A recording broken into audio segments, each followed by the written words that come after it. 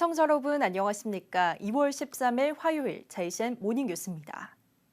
만취 상태에서 난폭 운전을 하다가 차량 2대를 들이받고 차를 버리고 도주한 30대 남성 A씨가 경찰에 붙잡혔습니다.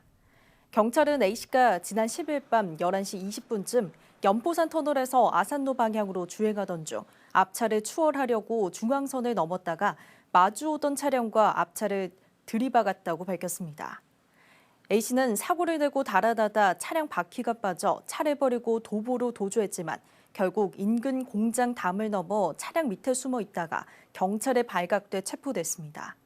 A씨의 혈중 알코올 농도는 면허 취소 수준이 0.13%였습니다. 동부경찰서는 뺑소니, 음주운전 등의 혐의로 A씨를 입건하고 동승자도 음주운전 방조 혐의를 적용해 조사하고 있습니다. 이번 설 명절 기간 범죄 신고와 교통사고 모두 감소한 것으로 나타났습니다. 울산경찰청에 따르면 지난 1일부터 어제까지 12일 동안 살인과 강도 사건은 한 건도 발생하지 않았으며 112 신고는 11.8% 감소했고 가정폭력과 아동학대 등 중요 범죄 신고도 7.9% 감소했습니다. 교통사고는 31.7% 감소했고 부상자는 32% 감소했으며 사망사고는 단 한 건도 없었습니다. 울산경찰청은 설 연휴 기간 종합 치안 활동과 특별 교통관리를 실시한 효과로 분석했습니다. 나흘 동안 이어진 설 연휴 마지막 날 아쉬움을 뒤로하고 다시 일상으로 돌아갈 준비들 하셨을 텐데요.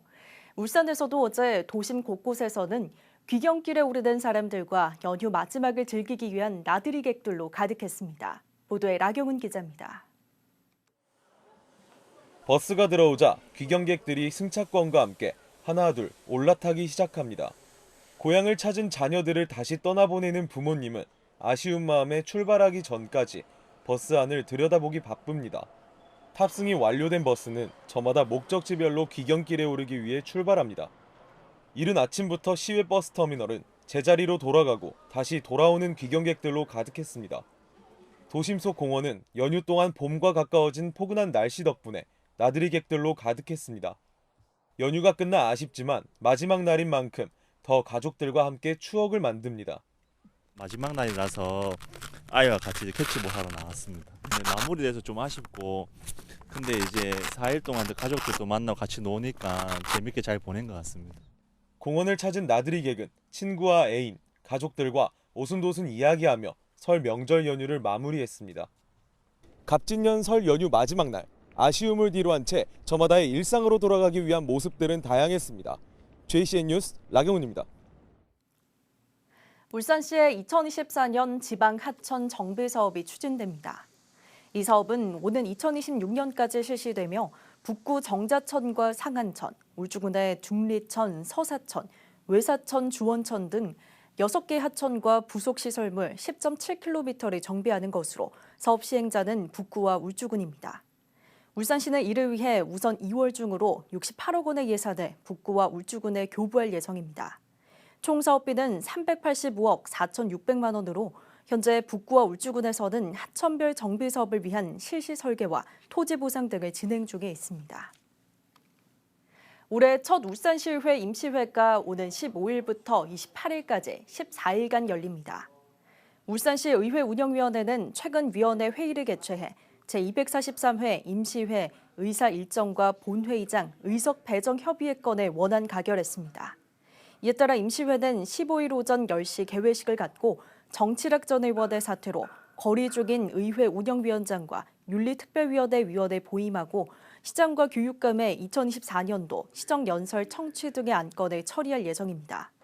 이후 16일부터 27일까지는 상임위원회별 주요 업무보고 청취 등의 일정을 진행합니다. 울산시 교육청은 온양읍 발리 일원의 초등학교 신설 여부와 관련해 현재 인근 개발 사업만으로는 초등학교 신설 요인이 부족해 교육부 승인이 어렵다는 입장을 밝혔습니다. 시교육청은 최근 온양읍 발리 학교 시설 결정 해제에 대한 공진혁 의원의 서면 질문에 대해 발리의 학교 용지는 도시계획시설이 결정된 2021년과 다르게 인근 개발 사업 최소와 세대수 감소 등으로 초등학교 신설 요인이 부족하다고 판단했다고 밝혔습니다. 또 교육부 지방교육재정연구원 컨설팅에서도 추후 학생 수 감소와 인근 학교 분산 배치도 가능하다는 등의 이유로 신설은 불가능하다는 답변을 받았다고 설명했습니다. 울산 항만공사가 올해 4대 운영 방침을 발표했습니다. 항만공사는 올해 운영 방침으로 에너지 물류 선도를 비롯해 고부가 가치 항만 구현과 효율적이고 지속 가능한 경영, 에너지 특화 항만으로 도약 등으로 정했다고 밝혔습니다. 이어 친환경 에너지 인프라를 강화해 생산성과 서비스 질을 높이면서 울산항을 효율적으로 운영할 것이라고 덧붙였습니다. 4월 10일 제22대 국회의원 선거를 앞두고 유권자들이 알아두면 좋은 선거 관련 정보를 전해드리고 있는데요. 오늘은 재외선거 투표에 대해 알아봅니다. 케이블TV 공동취재단 박주현 기자입니다. 이번 제22대 국회의원 선거 4월 10일 수요일입니다. 이보다 앞서 4월 5일과 6일에는 사전투표가 진행되죠. 선거일 기준으로 18세 이상의 국민, 그러니까 2006년 4월 11일에 태어난 사람까지 선거권을 갖는데요. 만약 국내에서 투표를 할 수 없는 경우에는 어떻게 해야 할까요? 18세 이상인 대한민국 국민으로 외국에서 투표하려는 사람은 바로 재외선거 대상자로 분류됩니다. 재외선거 대상자는 주민등록번호 유무에 따라 국외 부재자와 재외선거인으로 나뉘는데요. 주재원, 상사원, 유학생 등 주민등록이 되어 있는 상태로 해외에 체류 중인 사람은 국외 부재자, 해외 영주권자 혹은 주민등록 말소자처럼 주민등록이 되어 있지 않은 사람은 재외선거인에 해당합니다. 국외 부재자와 재외선거인 모두 투표하려면 미리 신고하거나 등록 신청을 해야 합니다. 이번 총선의 국외 부재자 신고 기간과 재외선거인 등록 신청 기간은 선거일 60일 전인 2월 10일까지입니다. 신고 절차는 바로 이곳 중앙선거관리위원회 재외선거 인터넷 신고 등록 신청 시스템에서 밟을 수 있습니다.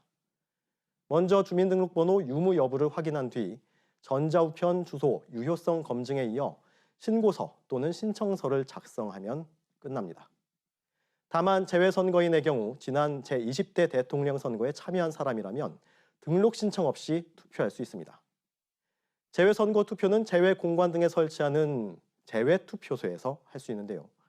본인 확인 후 투표용지와 회송용 봉투를 수령하고요. 기표한 투표용지를 회송용 봉투에 넣어서 투표함에 투입하면 됩니다. 사전투표소나 선거일, 투표소를 찾을 수 없는 사람 또 있죠. 바로 배에 승선할 예정이거나 승선 중인 선원입니다. 선상투표는 선상에서 팩스를 사용해 투표지를 선거관리위원회에 전송하는 방식으로 이뤄집니다. 선상투표자의 비밀투표를 보장하기 위해 선박에서 전송된 투표용지의 기표 내용이 보이지 않도록 봉함 출력하는 특수 팩시밀리, 쉴드 팩스를 사용합니다. 이번 총선의 선상투표 기간은 4월 2일부터 4월 5일까지로 이 기간 선장이 정한 날 하루 동안 실시됩니다. 선상투표 신고는 3월 19일부터 23일까지, 승선 예정 선원은 서면 신고로, 승선 중인 선원은 선상투표 홈페이지로 신고서를 전송하거나 팩스로 보내면 됩니다. 투표하는 한 걸음, 미래를 위한 큰 걸음. 제22대 국회의원 선거, 재외국민과 선원 여러분의 소중한 걸음도 함께하는 선거가 되길 기대합니다. 슬기로운 유권자 생활, 박주현입니다. 우크라이나 전쟁에 참전했던 이근전 대위와 관련한 기사에 악성 댓글을 남긴 녀석에게 벌금형이 선고됐습니다. 울산지법 최희동 판사는 모욕 혐의로 기소된 40대 여성 A씨에게 벌금 30만 원을 선고했습니다. A씨는 지난 2022년 5월 자신의 집에서 병가되고 한국서 치료, 그 후 우크라에 돌아가고 싶다는 이근전 대위 관련 기사에 댓글로 쇼질과 관종 등의 표현을 쓰며 모욕한 혐의를 받고 있습니다.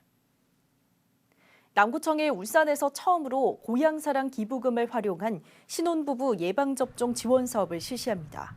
이번 사업은 오는 19일부터 시작되며 남구보건소와 가까운 위탁기관 15곳에서 관내 신혼부부들을 대상으로 백일해와 풍진 예방접종을 무료로 지원하게 됩니다. 위탁의료기관은 남구보건소 홈페이지에서 확인할 수 있습니다. 울주군이 지역 관광 명소를 둘러본 뒤 스마트폰으로 경품까지 받아가는 모바일 스탬프 투어를 운영합니다. 특히 올해는 최신 관광 트렌드를 반영해 정규 스탬프존을 추가하고 간절곶 소망길 투어를 신설했다고 울주군이 밝혔습니다. 참여 방법은 스탬프 투어 앱에서 울주군 스탬프 투어에 접속한 뒤 울주군 관광 명소를 방문해 10개 이상의 정규 스탬프를 획득하면 됩니다. 북구청이 주차난이 심각한 지역을 대상으로 사유지 개방 주차장을 추가로 조성합니다. 북구청은 가능한 유휴부지를 대상으로 사업비 4천만 원을 들여 주차장을 조성하기로 하고 오는 15일까지 사업 참여 대상지 4곳을 찾고 있습니다. 북구청은 오는 29일 대상지 현장 조사를 거쳐 3월 중에 확정할 계획입니다. 자, ACN 모닝뉴스를 마칩니다. 함께해 주신 여러분 고맙습니다.